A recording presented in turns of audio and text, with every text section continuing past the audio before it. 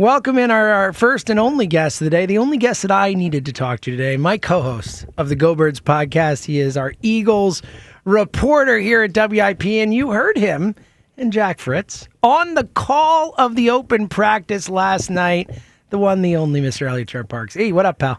What up? How you guys doing this morning?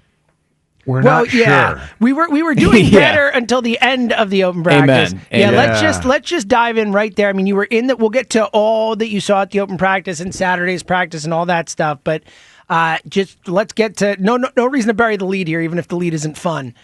You were there. You saw it happen. You called it on WIP as it happened. The whole Landon Dickerson thing, the injury, what you think you saw or what you saw with it, and then anything you know or have heard since then. Give us the scoop. Yeah. So it was definitely a scary moment at the stadium. It was one of the final plays of practice. Oh, come on! Yeah, man. one of the final plays. And obviously watching practice, I'm watching the ball, right? So the play is over, then you look, you see Landon's down on the field. Jordan Mailata was over there. Eventually, Nick Sirianni, the trainers, Howie Roseman were over there. All the players were on a knee, and for what was a really loud, exciting, passionate crowd throughout the night, it was dead quiet in the link as everyone was kind of waiting and looking to see what happened. Eventually, Landon Dickerson was helped up. He was unable to put really any or much pressure on his right leg. He was taken to the trainer's table. At that point, he was carted into the locker room. And now we wait. He'll get testing on his knee today. A weird part about the open practice is we're not allowed to film, but all 50,000 people in the crowd are allowed to film. It's so ridiculous. Why? Yeah, what an insane rule. Yeah, but the for last night at least, the benefit is we have had a chance to look at the play where Landon gets hurt. He's getting testing on his knee, so obviously there was hope that maybe his foot got stepped on, or if it was an ankle thing. It doesn't seem like that's going to be the case. So the Eagles are not on the practice field today. They'll be back out there tomorrow. And now we wait and hope it's not that serious. But just being there, seeing Jordan Mailata's reaction, especially, Mailata kind of followed him all around the field as he was taken from the tent, and he seemed upset. So hopefully it's not anything serious. Don't love that. Yeah. No, it's a big loss for sure. Landon Dickerson, his knees when he was in college, those were the problem for the most part, correct, Eliot? Yeah, if I remember correctly, he missed time in college because of the knee. But at this point, that's quite a bit. Yeah, ancient history. Yeah. Now, what is noteworthy though, he has been on the injury report recently. I believe I have to double check the exact day, with but I believe knee. It was Saturday, wasn't it? Yeah, Saturday. Well, and we all remember he had the issues in the NFC Championship game. He had to leave the game. The Cam Jurgens, him and the first half, second half thing. So Yeah, so Saturday he was on the practice report with a knee injury. He was limited. He's been kind of in and out of practice throughout training camp, I would say, mostly just precautionary. We've seen a lot of Brett Toth there at right guard. So, hopefully the news today is good. He's not out for an extended amount of time. But, in a world where he is, it's a huge loss. And I'm sure we'll talk about on the field, but I can't stress off the field what a big deal Landon Dickerson is in that locker room. I think as he's, had his NFL career over the years, he has become a vocal leader in there. You often see him breaking down the huddle of the offensive linemen prior to the game.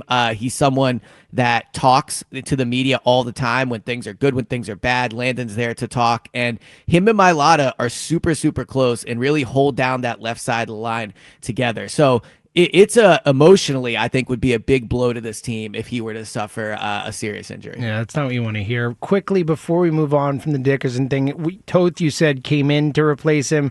I know Matt Pryor's been brought back as a potential option. How do you think they would go about filling the hole, depending on the length of the injury, too? Obviously, short-term, long-term. Do you think they go get somebody? What do you think the plan would be to replace? Yeah, so it's really, really hard to acquire good offensive line talent. Most teams can't even field 5 good starters, let alone have a 7th, 8th, 9th guy that they're willing to trade. So if Landon is out an extended amount of time, I think they would likely bring somebody in, but I would be surprised if they're able to acquire somebody that we would feel, okay, this is, he is an above average, high level starter. So more than likely the solution would come from the roster.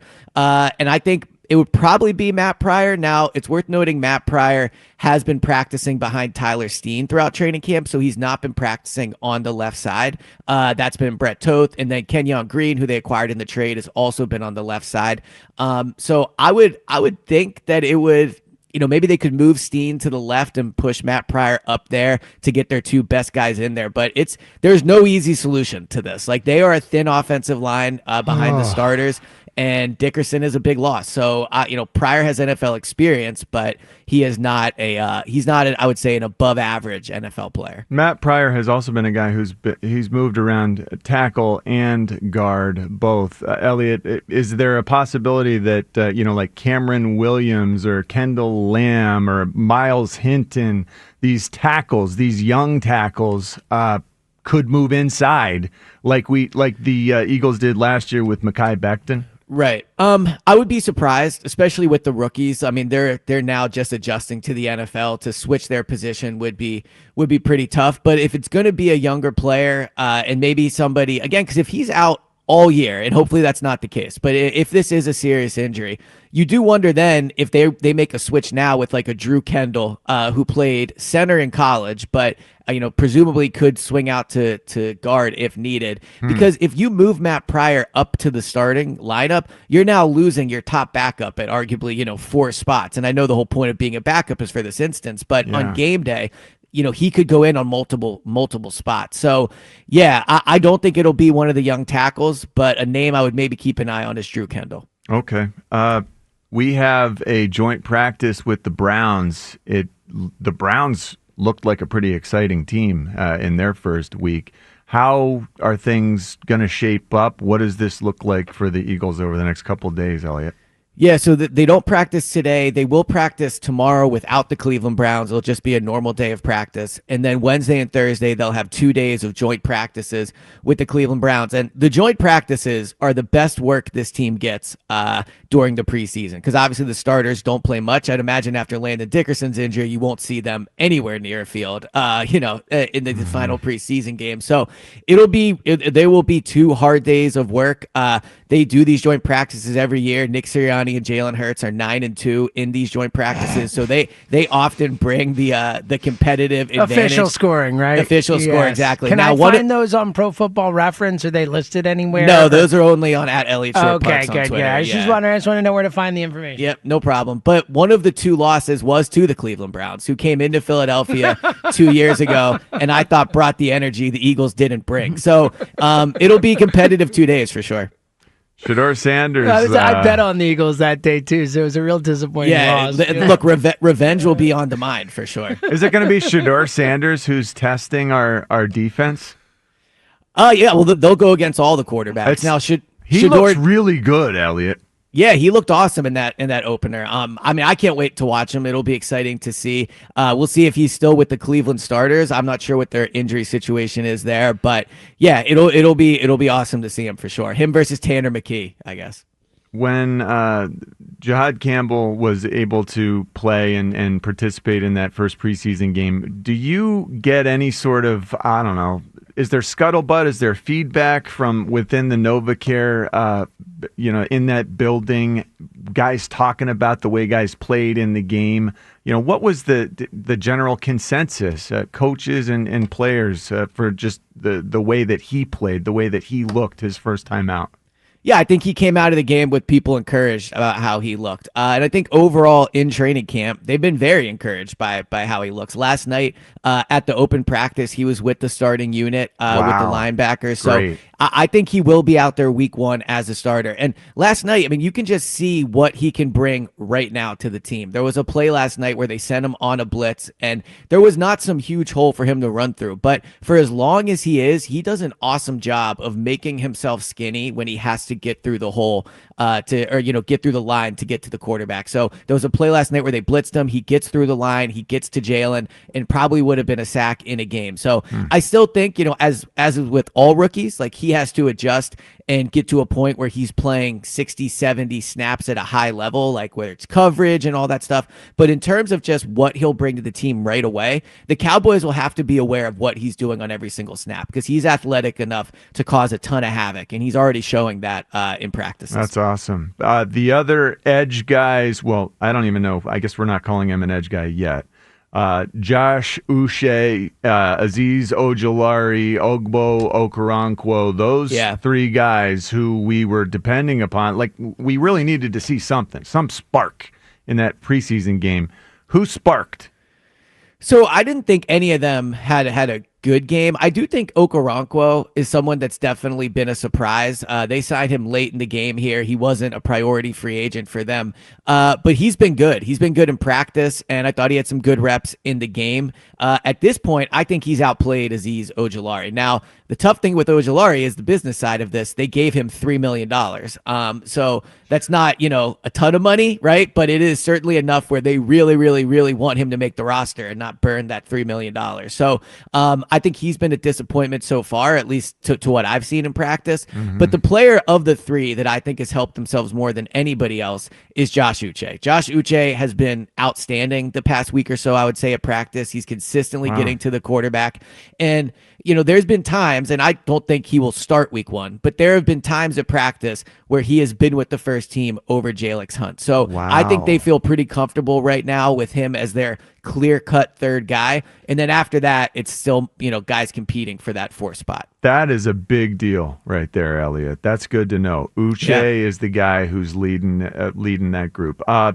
Leading the second group, meaning behind Jalix Hunt, behind Nolan Smith. Yeah, I think he's more in that first group though than he is that second group. Well, they rotate guys exactly with, right. Yeah. But he started camp maybe being the fourth or fifth guy, so he's worked his way up for sure. Is it possible he passes Jalix Hunt by the time the season starts? So it's him on one side, Nolan Smith on the other as a starter. I could picture a world where in big snaps in week one, like fourth quarter, third down, have to get to Dak Prescott. I could picture a world where he's out there over Jalix Hunt. Wow. I'd be pretty surprised if week one, snap one, he's out there. I think they want Hunt and Nolan to be the starters. But to what James is saying, they rotate them so much, it'll be more about what the snap counts are. And I do think Uche has played well enough where he might be eating into Jalix Hunt snaps a little bit. But Jalix has been good too, to be clear. Like, I don't think Jalix is losing snaps because of his play. I think Uche has just been good enough that they're really trying to get him out there against the first unit and see how he does. And what did you see from our new cornerback, Jakorian Bennett? As I understand, we no longer have Keely Ringo starting, and it's Adoree Jackson or Jakorian Bennett who were competing the last couple days at practice. Yeah, so I wouldn't take Keely out of that competition yet. Okay. He had a nice play last night, but it was with the second team. Adoree was with the first team defense. And he has, in my opinion, Adoree has gotten more and more snaps with the starters over the past week. They still rotate in there, but it feels like Adoree is getting the majority of them. And then last night, Jakorian Bennett did get some first team reps out there. So the fact that they're already putting him out there is a sign of A, how much they like him, but B, how open they are to him winning this job. Because even though it kind of still probably feels to some like camp just started, I mean, camp's over halfway over. Dude, like we are like less than 3 weeks away from football. Like exactly. Right? I mean, we are 3 weeks actually exactly away from football. Like exactly. Yeah, so they have to make this decision soon. I mean, they don't have all the time in the world anymore. So they got to get Bennett up there, see how he does, and decide. But no, I mean, without question, I think Keely's stock took a hit in that preseason game. And who's our strong safety going to be? Sidney Brown, did he play well enough? Andrew Makuba, the rookie, is it his job to lose? Is it Scene? How do we say it? Lewis Scene. Unfortunately, your boy, I don't think is going to be up there. Yeah, probably not. I think he won't be making the team. Yeah, if I had to guess. But in terms of the starting job, I know. I'm sorry. What about Andre Sam?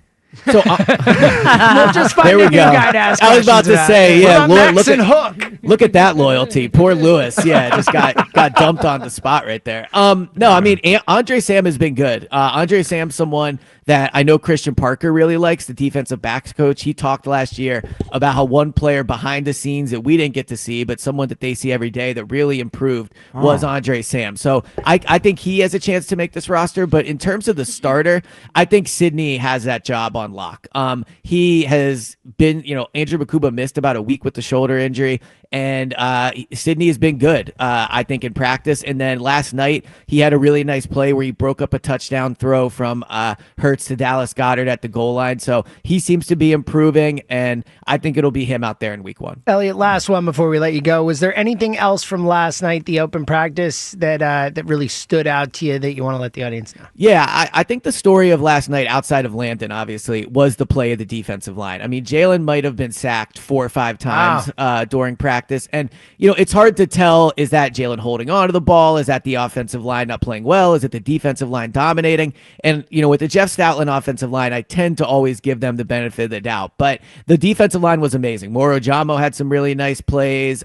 Gabe Hall had a really nice play. So, yeah, they had a really, really good night. Jalen Carter as well. So they were all over Jalen. All right. Love to see hold it. on before Eliot goes. Oh. So are you prepared to admit yeah. I forgot. Rhea, that go you're ahead. completely wrong about Rhea's the traffic? very mad at you about this, Eliot. Yeah, so this is one of the first 2 things Rhea said to me this morning was, did you hear Eliot, and then did you hear Al go after Eliot? So, of course, I knew that after I said this on air, the traffic would be horrendous last night. It took me longer than ever. Here's my thing. Yes, there is traffic. I agree with that. Is it worse than it used to be? Maybe it's worse than it used to be. It is. Eliot, here's what I'm going to tell you about Thursday night, because I was there on Thursday night. I'm not talking about last night. I was not there.